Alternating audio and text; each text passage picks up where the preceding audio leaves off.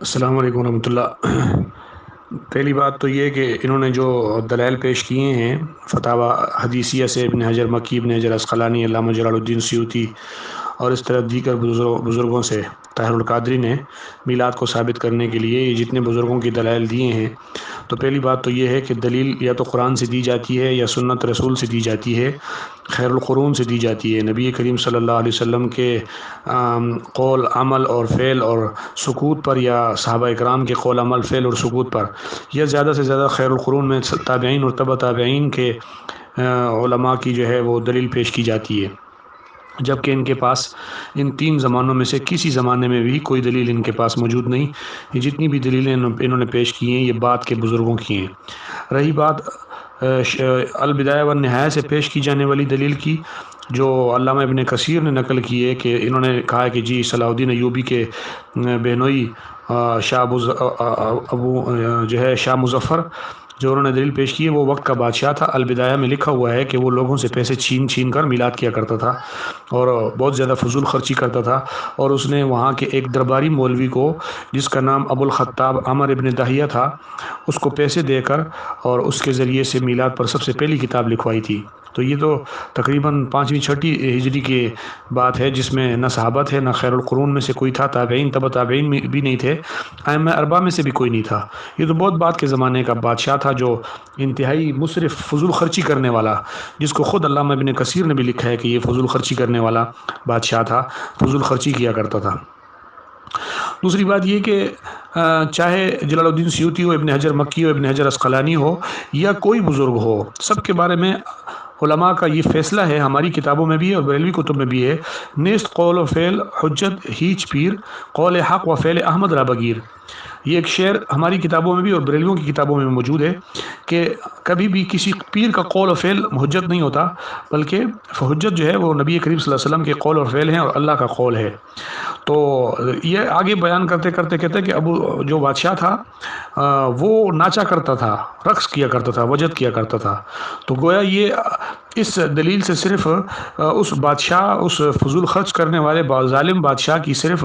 میلاد ثابت کرنے کی کوشش نہیں کر رہا، بلکہ یہ ناچنے والوں کو ناچنے کا بھی جواز فراہم کر رہا ہے، وجد کر رہا ہے۔ تو اب بریلوی کہتے ہیں کہ جی ناچنے کو ہم نہیں شامل کرتے میلاد میں، تو یہ تو تم ناچنے پر دلیلیں دے رہے ہوتے ہو، تو ثابت کیوں نہیں کرتے؟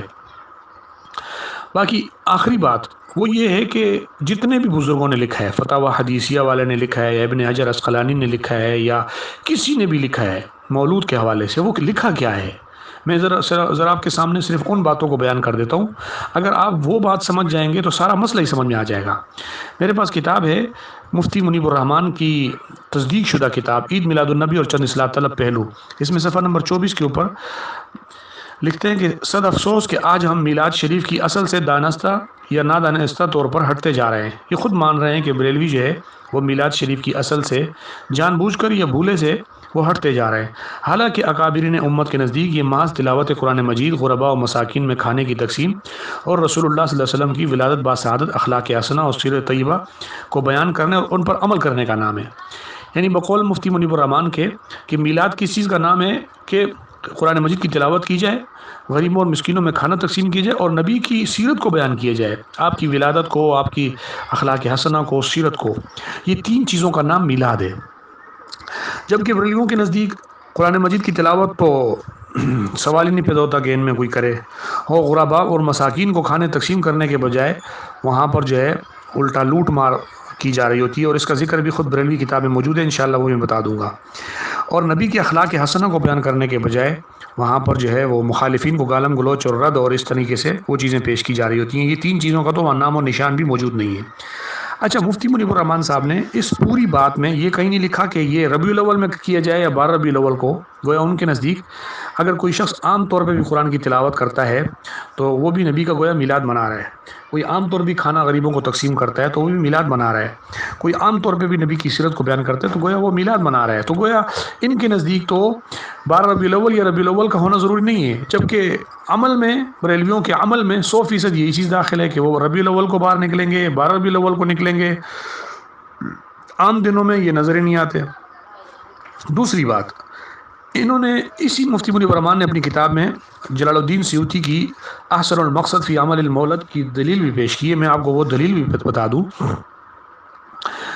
چونکہ آپ لوگ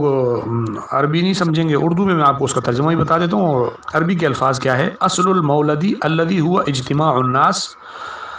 وقراءۃ ما تیسر من القرآن وروایت الاخبار الواردہ فی مبدأ امر النبی صلی اللہ علیہ وسلم ما وقع فیہ من الآیات. یہ حسن المقصد فی عمل المولد سے جو ہے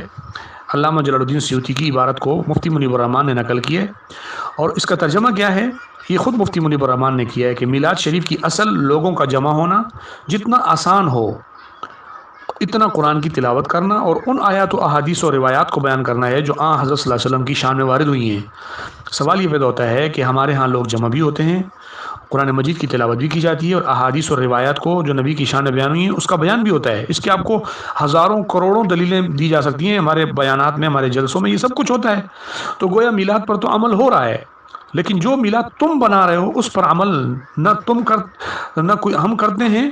اور نہ اس پر آپ کے پاس کوئی دلیل ہے. دوسری بات یہ تو ہو گئے علامہ جلال الدین سیوطی رحمۃ اللہ علیہ کی دلیل. اب میں آپ کو بتاؤں کہ اسی جو ہے طاہر القادری نے ابن حجر رحمہ اللہ کی بھی بات نقل کی ہے کہ ابن حجر کیا کہتے ہیں. تو میں وہی بتا دوں آپ کو. یہ لکھتے ہیں اسی طرح، یہ صفحہ نمبر 25، عید میلاد النبی اور چند اصلاح طلب پہلو. امام ابن حجر عسقلانی استخراج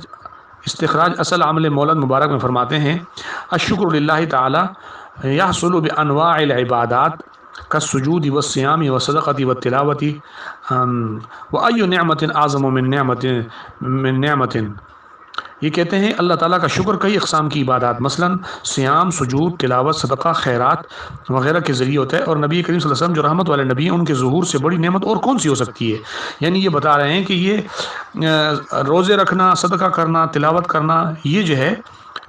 اس کو وہ سمجھ رہے ہیں کہ یہ چیز اصل ہے. آگے اسی علامہ جو ہے سیرت شامی کے حوالے سے علامہ جلال الدین سیوطی کی بات نقل کرتے ہیں، کہتے ہیں کہ ابن حجر عسقلانی کی کہ میلاد شریف منانا کہ جس کو ہم نے مستحسن قرار دیا اس میں قرآن مجید کی تلاوت اور کھانا کھلانے کے اہتمام کے سوا اور کچھ نہیں ہوتا. یعنی مطلب یہ کہ ان کے نزدیک میلاد کیا ہے؟ قرآن کی تلاوت اور نبی صلی اللہ علیہ وسلم کا اور اللہ کا ذکر اور کھانا کھلانے کا اہتمام. یہ تین چیزیں جو ہے ان کو میلاد قرار دیا جا رہا ہے، جبکہ یہ پرانے لوگوں میں میلاد یہ تھا. اور اب کیا ہو گیا؟ اب قرآن کی تلاوت نہیں ہے، اس کی جگہ پر جو ہے وہ قوالیاں ہیں، اس کی جگہ پر کان پھاڑ دینے والے اسپیکر ہیں. اور یہ اس بات کو بھی مفتی منیب الرحمان صاحب نے خود اپنی کتاب میں نقل کیا ہوا ہے کہ کان پھاڑ دینے والے اسپیکروں نے جو ہے وہاں پر جگہ لے لی ہے، اور نبی کریم صلی اللہ علیہ وسلم کے ذکر کے بجائے وہاں پر جو ہے وہ دوسرے مخالفین کو رد کرنا وہ ہوتا ہے، اور کھانا کھلانے کے بجائے وہاں کھانے کی بے حرمتی ہوتی ہے. یہ سب اسی عید میلاد النبی اور چند اصلاح طلب پہلو کے اندر موجود ہے. اب میں یہ بتانا چاہ رہا تھا کہ جن بزرگوں کے حوالے یہ دے رہے ہیں ان بزرگوں کے نزدیک